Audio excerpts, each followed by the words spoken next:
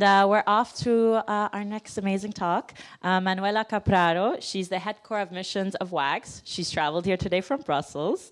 And as a head core of mission of WAGGGS, she oversees the delivery of WAGGGS leadership offer, online learning and community platform, which is Campfire, which we'll be talking about as well today, as well as the volunteer resource management. So big clap for Manuela.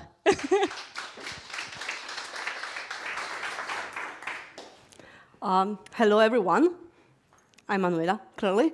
And thank you. So today we'll look a bit about how we use open social in WAGGGS. And the idea is really to keep going with conversation or start new conversation for the days and the future. So it's not because we do anything particularly exceptional. It's just an opportunity to link to everything that you're doing. Really. So WAGGGS stands for the World Association of Girl Guides and Girl Scouts. Most people might have a picture in their mind of girls camping, girls doing advocacy maybe, ideally girls learning and thriving to be everything they can be and they want to be. That's really the purpose. And we work on personal development. We are the largest voluntary movement dedicated to empowering girls and young women in the world. Voluntary is very important. We are volunteer-led at global level. As many organizations, you might have a board. Many boards are made of volunteers sometimes. But we are also volunteer-run, which means the volunteers do the majority of the work. They do interpretation, translation, graphic designing, facilitating leadership, writing activity packages for girls,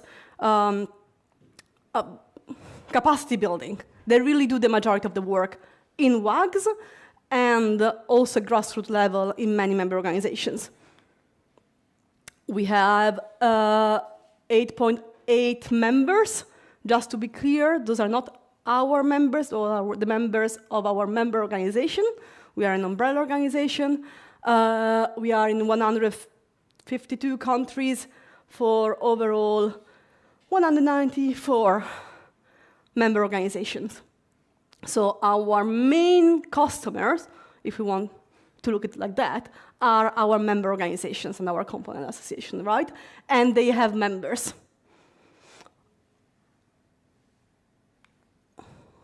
What do? We do non-formal education, which is really the core of what WAGGGS is about and what guiding is about.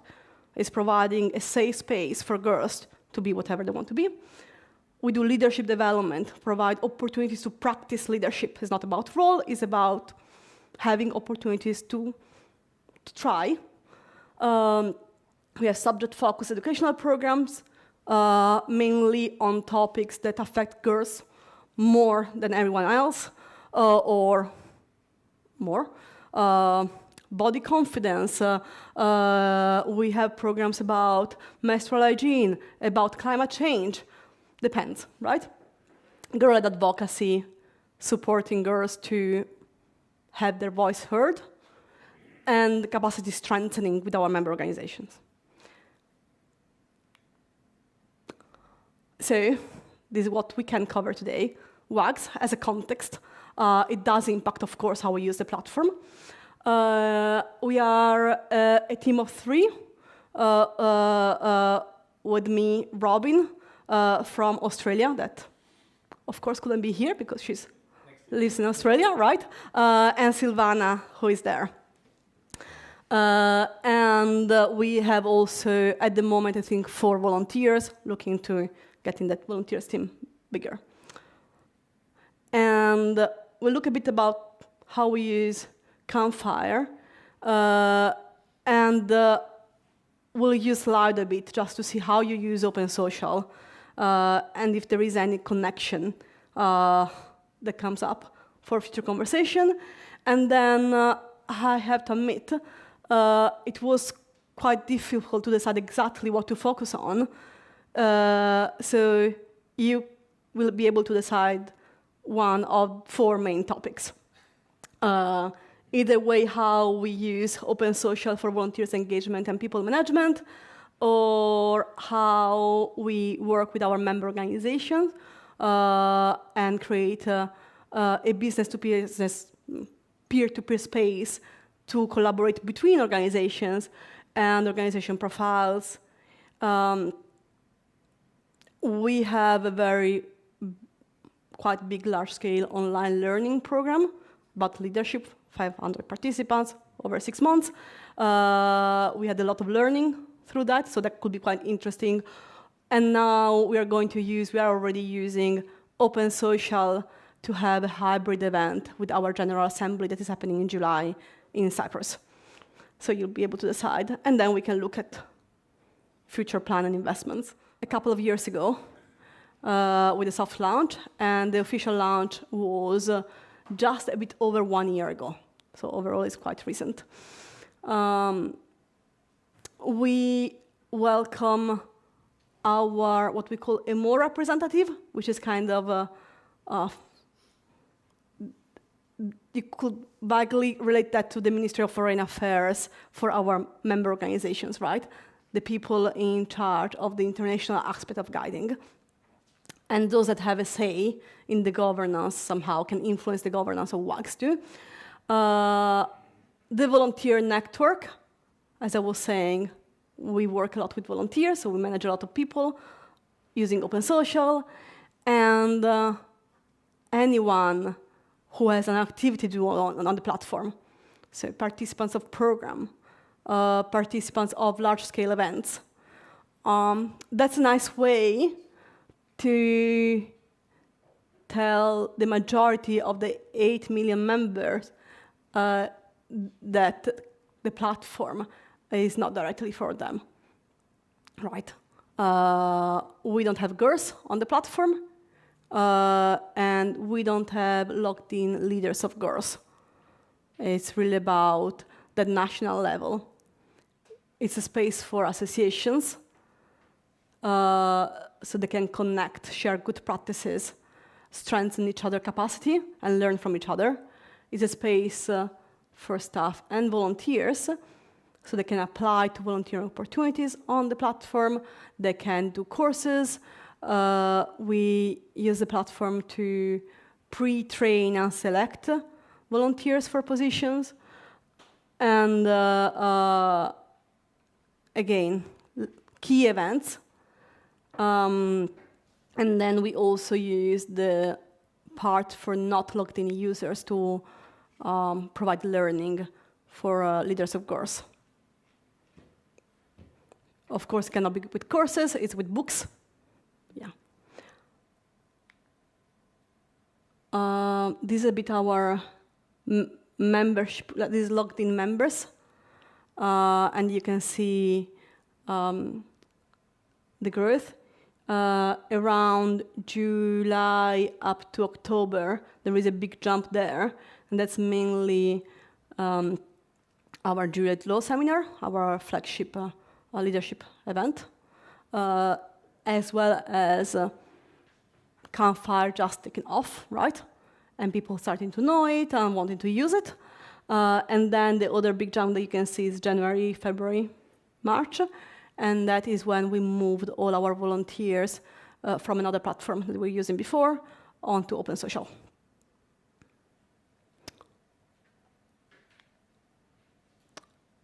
Now, having that diversity means that we have to host, or we can host. We try to host. Try is a good word. Communities of practice, communities of interest, and that's, there is a challenge there because the interest for some might be the practice for someone else. And often, those that would like to get in the community of practice, the real place is then in the community of interest. So for example, we have people working on leadership development at national level, those or on non-formal education, those are the people that should be in our community of practice. And then we have participants of events that of course are also very interested in leadership because it's our core business, right? So everyone is. And for them, there should be that community of interest. We offer, because of the diversity of logged-in users that we have, from the participants to a leadership event, with just 19. It's her first international experience. She didn't know what WAGGGS was 2 months before, up to a candidate from the World Board. So that's kind of the span that we have. Or people working on capacity building on finance with demos. We try to offer a variety of tools and resources for logged-in users, and the same for not logged-in users. And we are investing more and more on the not logged-in users, because we do have many people asking to be part of Campfire. All the check of who can log in is done manually. It is a platform for women, mainly.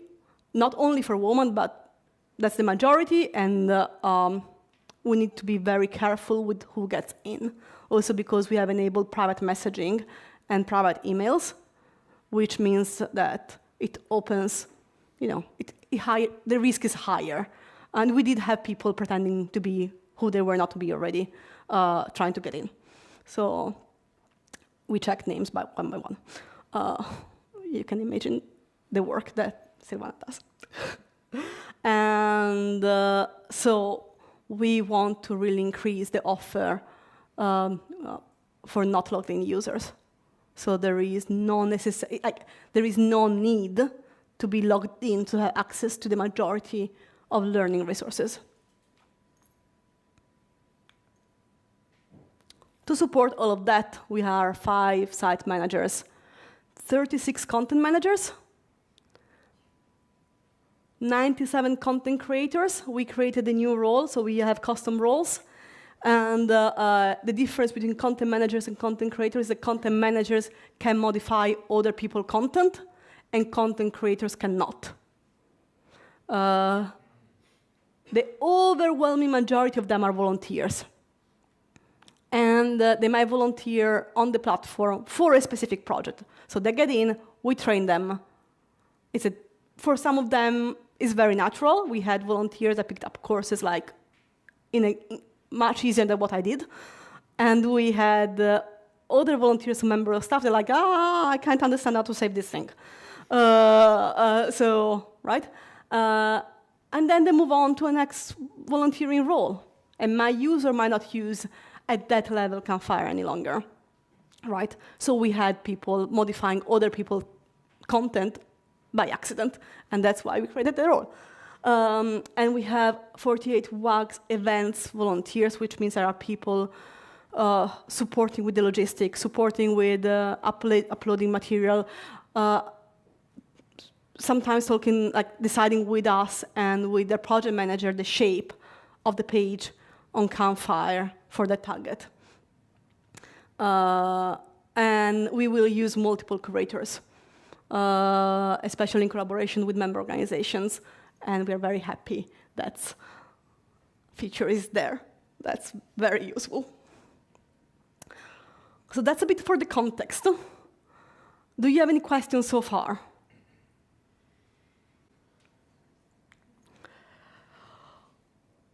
We use many features, and the question for you is if you can rank the feature that you use the most, doesn't it?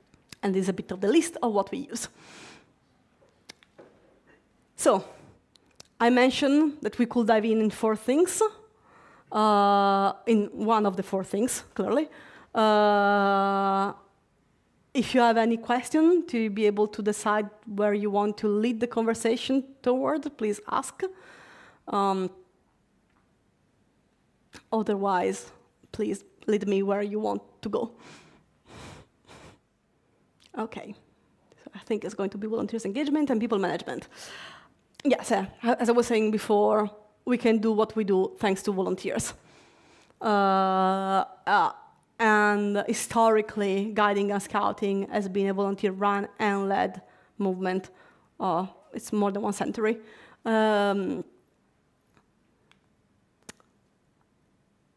When we talk about the volunteers that we manage, they are our global volunteers. So our member organization has their own volunteers. There are much more than them. It's almost all the adults in one national association will be volunteers, and some of them also volunteer for us. At the moment, we have 550, more or less. Endorsing means that our member organization, and that's also quite interesting how we will use, hopefully, organizations in the future as a feature. Our member organizations have to agree for the person to volunteer with us. That's mainly because we don't want to drain resources from our national organizations. They need to be strong. And if we drain, especially for a small organization, if we drain their resources, then it could cause issues. The idea is also that the member organization will be able to reinvest on the person. So someone is volunteering at national level, they volunteer for us, they learn things, they volunteer again for the organization, and so on and so forth. How do we do it? Well, there is a form that people have to, that the person has to sign and their national organization has to sign. And then when they come in, they have 3 mandatory courses, which are courses on Campfire, safeguarding, image and data protection, and understanding what does it mean to volunteer in WAGGGS. And then we have events that are advertised, of course, through events, online as a synchronous induction in the 4 languages. We have a space called Job Board, in which we use events to share opportunities. So once people are on the network, they have to apply for opportunities, and we use events to do so. In the title is called Volunteering Opportunity instead of event, clearly, but the feature is exactly the same.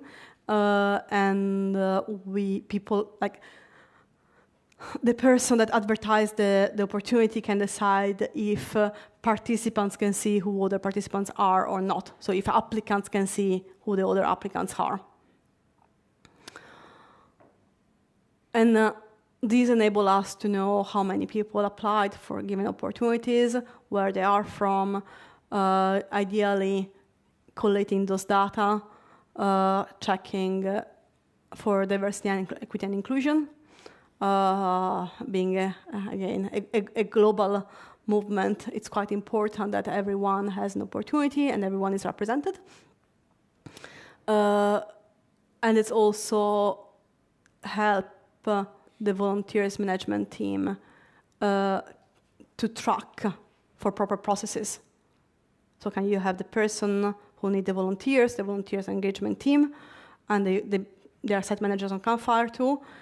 And that is really helpful in terms of knowing what's going on and checking up with the, let's say, the hiring manager, in normal words, if people had feedback, if everyone received an answer by the deadline, if they received enough application, and so on and so forth, and to support. We provide learning and development for other than the 3 courses for volunteers. So together with our colleagues and volunteers managers, we try to do workforce planning. So we ask them in 1 year or in 2 years, which are the volunteers they are going to need and which are the competencies that they need to have. And we start developing courses on the platform for those people that are part of the network, they're not volunteer yet, they can start learning. And then once the opportunity come up, we can see they already showed interest, they already done a course. So we can go into the course, we can see who has done it. We can say it in advance, like, this is coming up. If you want to learn a bit more before the opportunity is there, you can go and do that. And in the same way, the courses are also used for pre-selections. So for example, with the Campfire volunteering team, we have a few courses about how to use Campfire. One of them is to become a volunteer. So we want people who are just arrived, to learn the general things, of course, and then to go deeper. And once they get to the end of the last course, they can email us, or we can see that, and we can contact them, say, hey, would you like to volunteer for us? Would you like to support other people to use Open Social? And then the upskilling is done, of course, in a more personal way. But it's quite useful because the person has already shown the motivation. Like if the person has gone through 3 courses, they have the self-discipline and the motivation to then start working.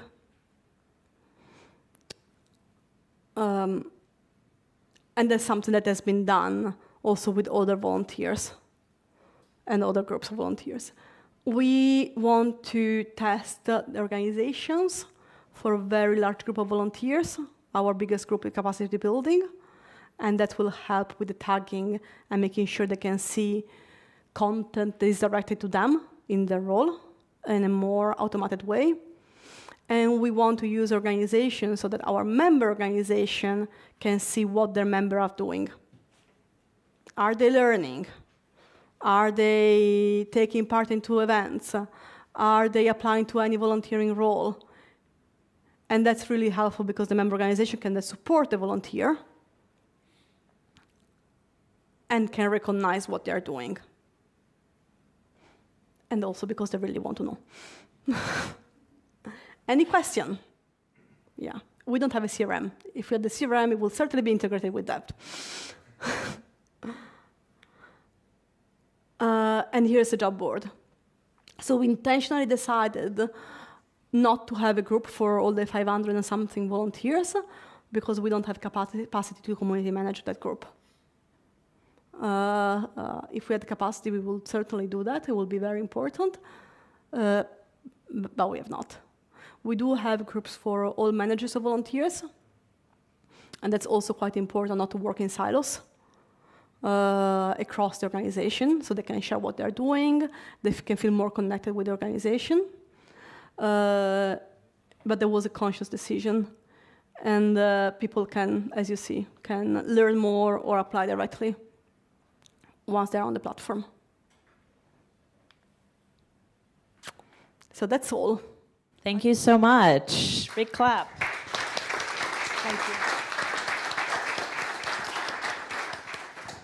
Thank you, Manuela. That was amazing.